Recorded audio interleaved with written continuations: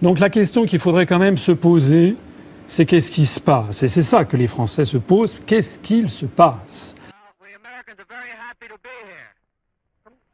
We're very happy indeed. We know it's a happy day for all you people of France to know that you can come back to Paris. And we hope that soon this war will be over.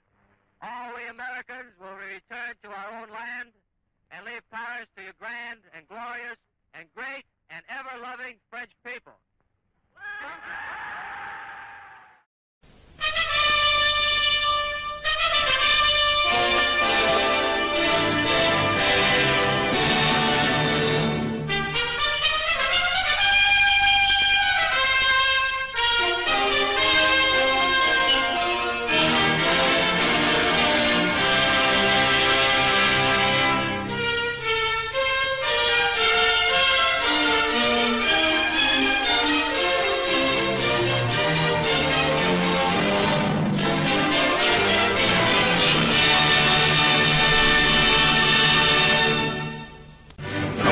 Monsieur Léon Blum, ambassadeur extraordinaire de la République française, signe les documents qui consacrent les accords économiques franco-américains.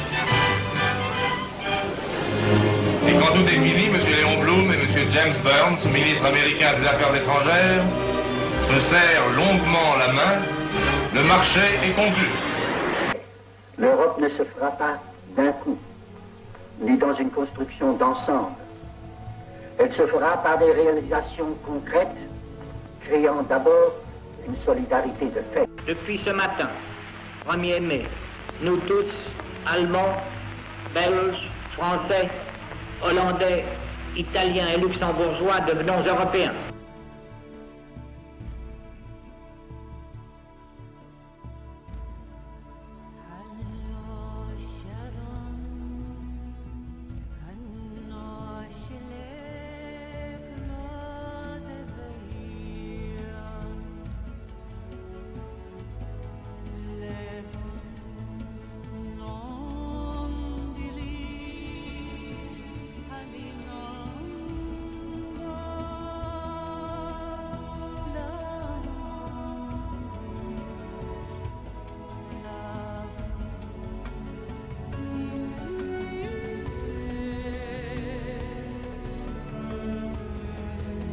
Françaises, Français, dans ce qu'il va advenir de la France,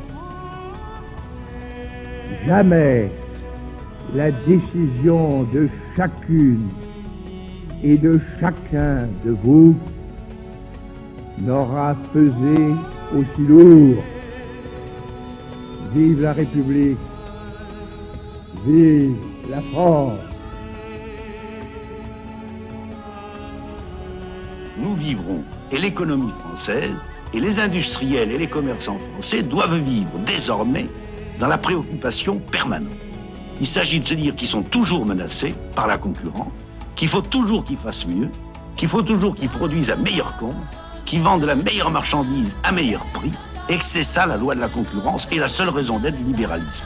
Car si ça n'est pas ça, je ne vois pas pourquoi on se livrerait à ce genre de spéculation et pourquoi on prendrait tous ces risques et tous ces dangers. Nous serons donc en risque permanent. Et le gouvernement en est parfaitement conscient. Son rôle est de diminuer ces risques parfois, mais son rôle n'est certainement pas d'inviter les gens à la paresse en leur créant de nouvelles protections. Je souhaite que la Providence veille sur la France, pour son bonheur, pour son bien et pour sa grandeur.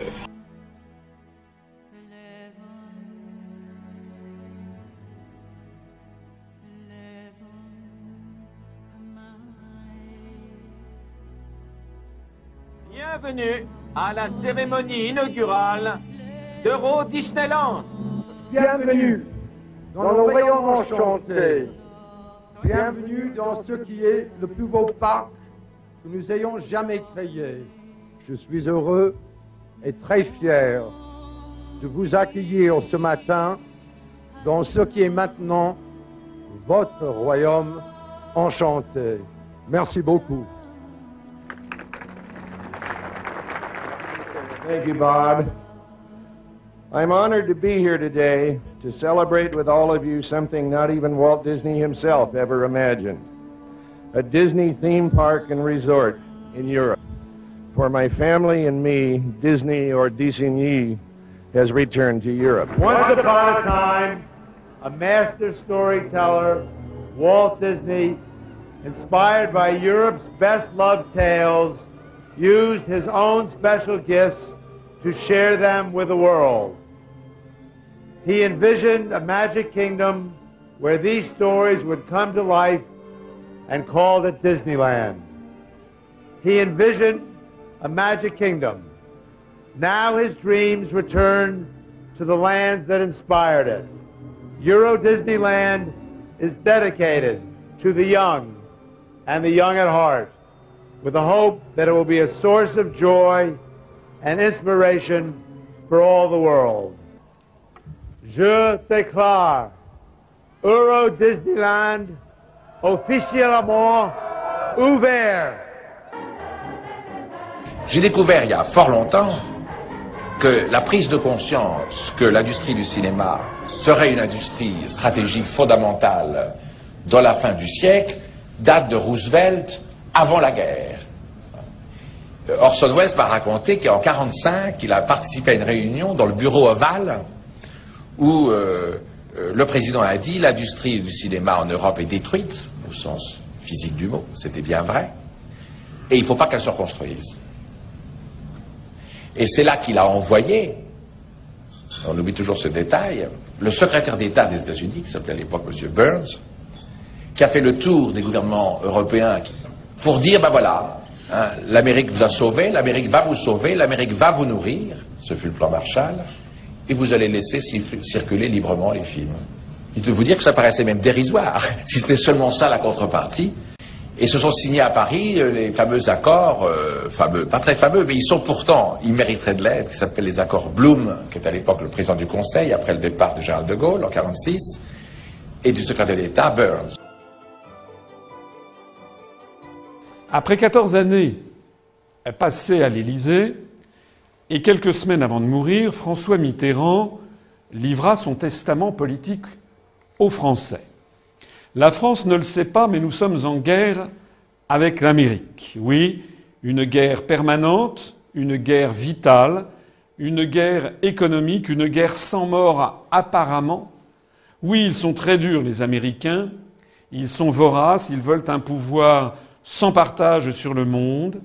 C'est une guerre inconnue, une guerre permanente, sans mort apparemment, et pourtant une guerre à mort.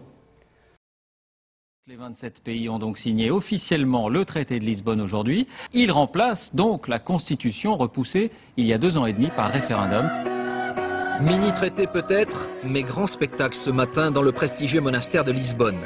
L'Europe qui signe sa nouvelle charte, le Portugal voulait que musique et décor soient à la hauteur. République française. Cette Europe de l'impuissance, cette Europe ouverte comme une passoire à toutes les crises du monde, cette Europe non européenne, mais dominée par les intérêts germano-américains, cette Europe du chômage importé, cette Europe mollusque, sans corps et sans dessein véritable, cette Europe où les sociétés multinationales dictent leurs lois aux États, cette Europe où la France serait engluée comme dans un marécage, je le dis avec calme et détermination, cette Europe-là, nous ne l'accepterons jamais. Les Français rejettent la 29 mai 2005, 13 décembre 2007. Depuis le jour où la France a dit non à la Constitution européenne, il aura donc fallu 2 ans et demi pour passer d'un traité à l'autre, pas si différent sur le fond. Il serait normal, nécessaire, légitime, indispensable que la parole soit donnée au peuple. La construction européenne se fait sans les peuples, qu'elle se fait en catimini, qu'elle se fait dans le secret des cabinets, dans la pénombre des commissions, dans le clair-obscur des cours de justice. Donc la question qu'il faudrait quand même se poser, c'est qu'est-ce qui se passe? Et c'est ça que les Français se posent, qu'est-ce qu'il se passe? Ce qu'il se passe, c'est que nous avons perdu tous les moyens pour protéger nos emplois. Il y a un article qui s'appelle l'article 63 du traité sur le fonctionnement de l'Union européenne qui interdit toute restriction aux échanges de capitaux, de marchandises et de services, et donc qui notamment est le feu vert généralisé pour les délocalisations.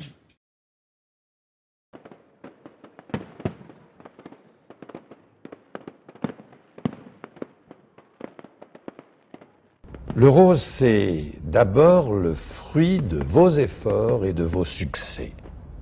C'est aussi l'expression de votre lucidité et de votre esprit d'ouverture. Car si vous ne l'aviez pas voulu, si vous ne l'aviez pas rendu possible, nous serions restés en dehors de cette grande aventure. Pour nous, Français, c'est une chance. L'euro nous apportera plus de choix dans nos achats, des prix plus bas, de nouvelles parts de marché, de nouvelles possibilités d'investissement et donc d'emploi. Il nous apportera plus de stabilité dans un monde incertain, plus de force face aux grands pôles économiques et politiques qui existent ou se développent sur la planète.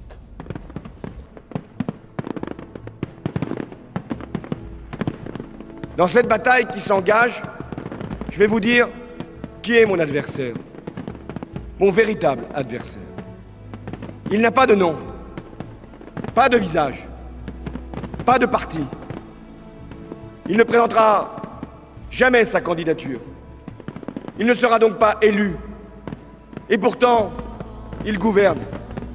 Cet adversaire, c'est le monde de la finance.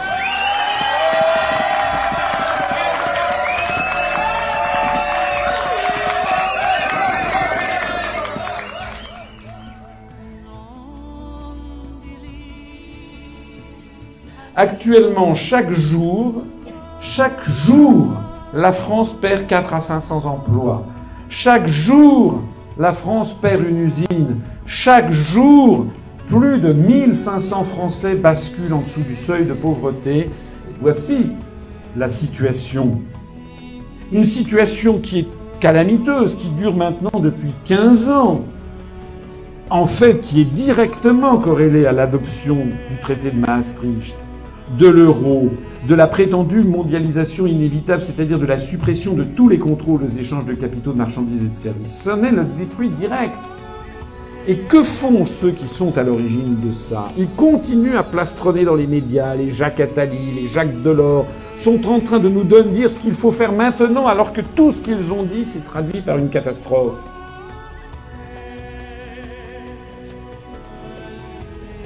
Il faut lentement mais sûrement comprendre qu'il n'y a plus de politique intérieure nationale. Il n'y a plus que des politiques européennes qui sont partagées dans une souveraineté commune. Nous, écologistes, nous sommes pour une région plus fédérale et je pense que le problème, c'est aussi le problème de l'État-nation. Moi, je le dis franchement, je pense que l'Europe sera d'autant plus intéressante pour tout le monde qu'on arrivera à une dissolution de l'État-nation et quelque chose de beaucoup plus intégré.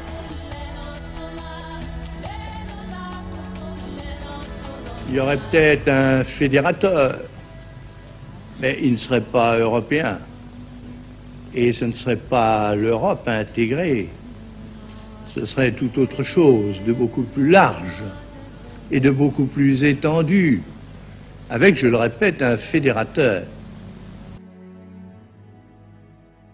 Il y a dans les traités européens, dans le traité sur l'Union européenne, un article qui s'appelle l'article 50, qui permet à un État de sortir de l'Union européenne et de l'euro. C'est d'ailleurs la seule façon juridique et sereine d'en sortir. Ce que nous disons à l'UPR, c'est que puisque cet article existe, c'est qu'il est possible de sortir de ce BINS. Je dis simplement que dans la mesure où tous les pays de la zone euro ont des politiques ultra-récessives, nous allons avoir une récession qui va continuer de grimper, nous allons avoir une montée, je ne m'en réjouis pas, de la pauvreté, je l'ai déjà souligné, nous allons vers des années de plus en plus difficiles et une explosion sociale généralisée au niveau du continent. Est-ce que c'est cela que vous voulez ?